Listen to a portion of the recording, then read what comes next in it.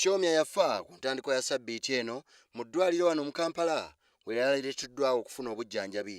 Kaakati abadde omubaka wa pulezidenti mu disitulikiti ya Nakasongola Apollo Bwebale Rubyahi atuuziddwa ku ntebe eno kubanga yabadde mutabani w'omukama omukulu. Bino byonna bibadde mu disitulikiti y'e Kasese emisana gw'olwaleero.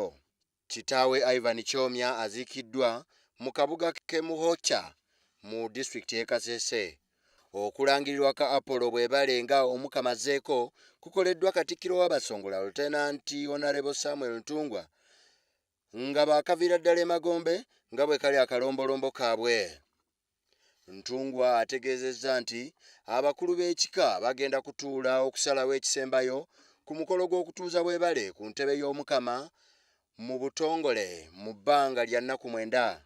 Wabula abakungubazi boogedde ku mugenzi Ivan Bwebale ng'abadde omukulembeze abadde alabira ewala ow'omukwano era atenkanika era agenda okubeera omuntu omuzibu ennyo ow'okuzzaawo okuziika omugenzi n'okusabira omukama omugya kukulembeddwamu omulabirizi w'obulabirizi bwa South Right Reverend Jackson Tembo Nzerebende.